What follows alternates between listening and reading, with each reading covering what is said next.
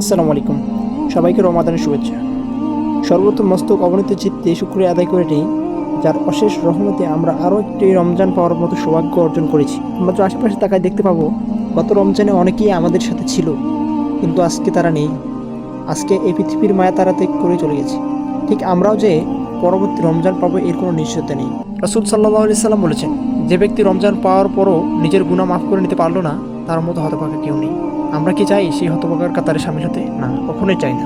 আলহামদুলিল্লাহ, আমরা অনেকেই এই রমজান উপলক্ষে অনেক খারাপ অনাচার পাপ কাজ ছেড়ে দিয়েছি, আবার অনেকে চেষ্টা করতেছি। আলহামদুলিল্লাহ, এটা অনেক সুন্দর দিক। রমজান আসলেই দেখতে পাই মসজিদগুলো কানায় কানায় ভরপুর, কিন্তু ঠিক রমজান শেষ হয়ে গেলে আমরা আবার তাদের খুঁজে পাই না, তাদের আর মসজিদে আর খুঁজে পাওয়া যায় না।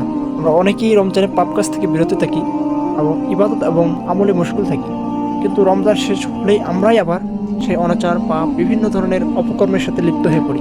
কিন্তু কেন?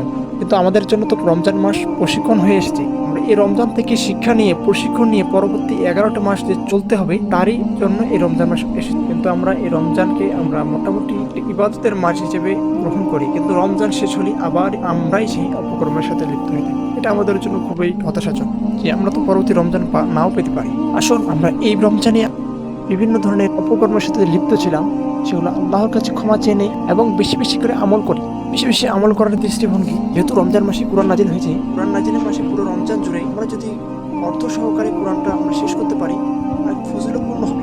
এবং এ মাসে বেশি বেশি দান সদকা করুন এবং এ মাসে অসহায় দরিদ্র মানুষের পাশে দাঁড়ান। আমরা অনেকেই ইফতার করি অনেক জাঁকজমকপূর্ণভাবে, কিন্তু সেটা আবার অনেকে স্টোরি, অনেক পিক, অনেক ফেসবুকে দিয়ে দিই। এটা নিচু মন মানসিকতার কাজ। এটা খুবই একটা লজ্জাজনক কাজ। আপনি হয়তো বা ভালো মন্দ খাচ্ছেন, কিন্তু আপনার পাশে আপনি যে স্টোরি দিচ্ছেন, অনেকে এটা খাওয়া তো দূরের কথা, সে ভাবতেও পারে না, কিন্তু এটা দেখার পর তার যে একটা আফসোস, তার একটা আফসোস তৈরি হয়ে গেল। এজন্য দায়ী কিন্তু আপনি থাকবেন। আল্লাহ তাআলা আমাদের এসব কাজ থেকে বিরত থাকার তৌফিক দান করুক।